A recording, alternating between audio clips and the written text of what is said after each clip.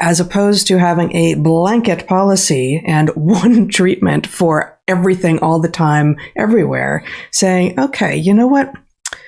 The infection fatality rate is so much higher the older you are that perhaps we should strongly encourage more invasive treatments the older you are, and actually discourage treatments that we know come with costs the younger you are, because the younger you are, the more likely you are to get it, not notice it, then have immunity.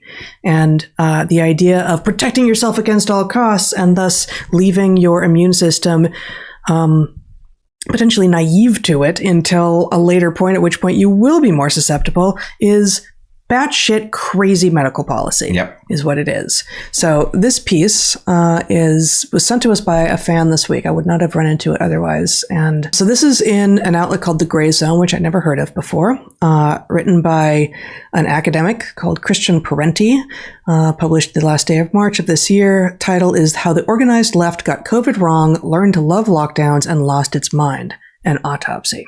It's a very long piece. It's excellent.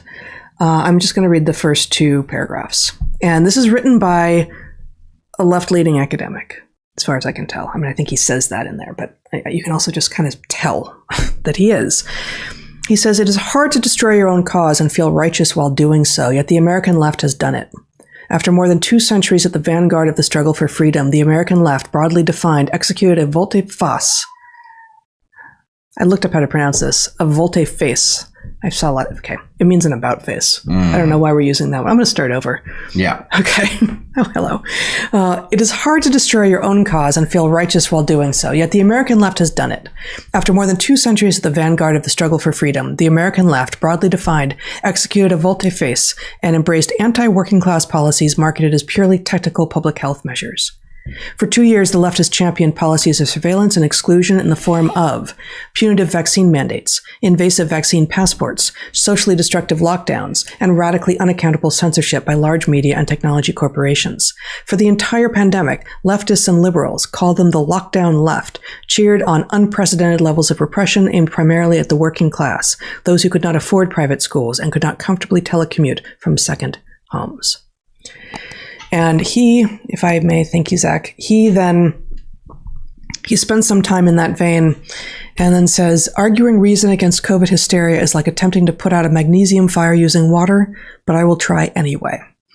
And then it's just reasonable argument after reasonable argument, including this one about actually a blanket policy of vaccinate everyone immediately never made sense, given what this disease looks like. And I don't often feel like we've been trying to put out a magnesium fire with water, but that is to some degree what it has been on occasion. We've also been trying to figure out what the narratives that are being used against people are, so that we can help pull people out of their anxiety and their fear and their propagandized mindsets and start to see something that's real again. But it is tough. And I feel like this piece, along with increasing numbers of others, reveal that there are a lot of people who are saying, for God's sake, can we please get this history right? Else we are certain to repeat it, because there are some who would like us to. Well, there's an epic battle to prevent us from doing the postmortem properly. Right. Or if the postmortem is done properly, to demonize it in advance so people won't be able to figure it out. And I must say, I think a lot rests on our ability to override the force that would like us not to do it. Yep. I will point out that an epic battle is coming over the difference between